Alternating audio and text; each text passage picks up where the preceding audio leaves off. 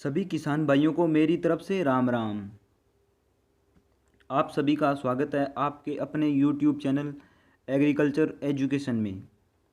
आप सभी को पता है कि मैं हर रोज़ खेती बाड़ी से संबंधित जानकारी लेके आता रहता हूँ। तो आज हम इसी प्रकार की एक जानकारी के बारे में बात करेंगे जो कि है गेहूँ की किस्म से संबंधित।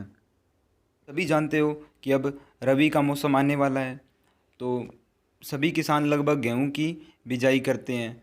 तो सबके मन में ये बात रहती है कि कौन सी फसल बीजें जिससे अपने को ज़्यादा से ज़्यादा फ़ायदा हो, उसके रोग ना लगे। तो ऐसी ही एक किस्म के बारे में आज मैं आपको बताऊंगा जो कि भारतीय कृषि अनुसंधान परिषद, Indian counselling of agriculture research ICAR के द्वारा निकाली गई है। यह एक बहुत ही अच्छी किस्म है जो कि अभी हाल ही के दिनों में निकाली गई है। इस किस्म का नाम है HD3226। क्या नाम है? HD3226। तो अपने इस किस्म के बारे में पहले सामान्य बातें जानते हैं कि ये कहाँ पे बोई जा सकती है, किसने निकाल ली, ये सब कुछ।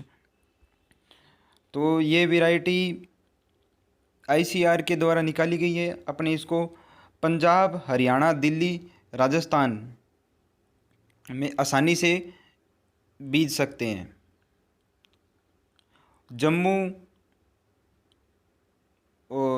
जम्मू कश्मीर,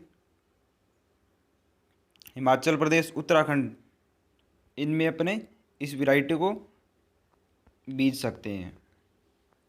तो अब अपने इस किस्म के बारे में जानते हैं कि ये किस्म किन किन रोगों के प्रति प्रतिरोधक क्षमता रखती है।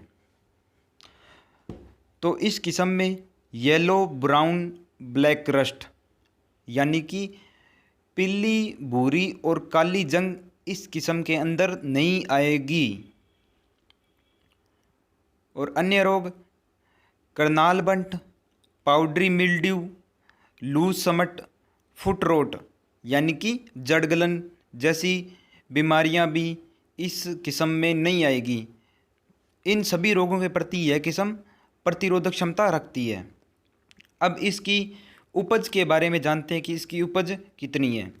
तो इसकी उपज 57.5 क्विंटल प्रति हेक्टेयर जो कि एक औसत उत्पादन है, और हाईएस्ट उत्पादन 79.60 क्विंटल प्रति हेक्टेयर।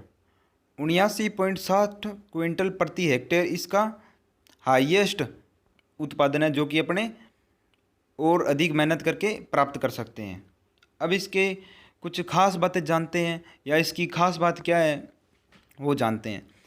तो HD3226 में हाईएस्ट प्रोटीन कंटेंट, बहुत अधिक मात्रा में इसके अंदर प्रोटीन पाया जाता है जो कि है 12.8%। इस किस्म में सूखा व गीला ग्लूटीन भी पाया जाता है। इस किस्म का दाना एक बहुत ही साफ और बड़ा दाना होगा और चमकदार भी। इस किस्म के दाने में जिंक कंटेंट भी 36.8 ppm पाया जाता है। HD3226 में ग्लूकोज 1 जो कि 10 व ब्रेड क्वालिटी स्कोर 6.7 है। और इस किस्म के आटे से अपने बहुत ही तरह तरह के अच्छे अच्छे उत्पाद भी बना सकते हैं। अब इसकी एग्रोमिक प्रैक्टिस के बारे में जानते हैं, सस्य क्रियाओं के बारे में जानते हैं। तो इस किस्म को अपने सिंचाई करके लगा सकते हैं। अब इसकी बीज दर के बारे में जानते हैं कि इसकी बीज दर क्या है, कितने बीघों में कितना बीज डाला जाएगा।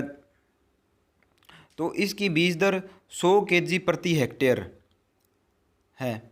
100 kg बीज अपने को 4 बीघों में पर्याप्त रहेगा।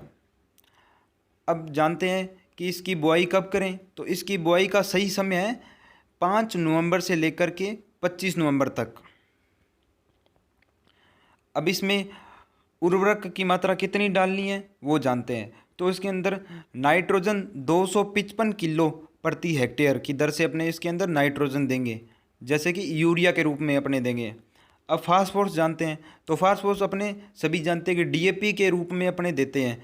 तो इसके अंदर फास्फोरस 175 किलो प्रति हेक्टेयर की दर से देंगे। और पोटास जो कि अपने एमओपी के रूप में देते हैं, वो देंगे अपने 100 किलो प्रति हेक्टेयर की दर से। अब अपने जानते हैं कि अपने को उर्वरक कब देने हैं। टाइम ऑफ फर्टिलाइजर एप्लीकेशन, उर्वरकों का देने का सही समय क्या है। नाइट्रोजन का तीसरा हिस्सा यानी कि यूरिया का तीसरा भाग अपने फास्फोरस और पोटास पहली सिंचाई के साथ देना है। ठीक है, 1/3 भाग यूरिया का 1/3 भाग अपने को फास्फोरस और पोटास देते समय पहली सिंचाई के साथ देना है। और अपने को पहली सिंचाई कब करनी है, बुआई के 21 दिनों के बाद अपने को पहली सिंचाई करनी है। अब अपने इसमें जानते हैं कि अपने खरपतवार नियंत्रण कैसे कर सकते हैं। अगर मान ही लो अपने खेत में खरपतवार आ गया तो HD 3226 में अपने खरपतवार नियंत्रण कैसे कर सकते हैं। तो बुआई के 27 से 35 दिन के बाद अपने टोटल एट दी रेट 40 ग्राम प्रति हेक्टेयर की दर से अपने इसके अंदर खरपतवारों का नियंत्रण कर सकते हैं।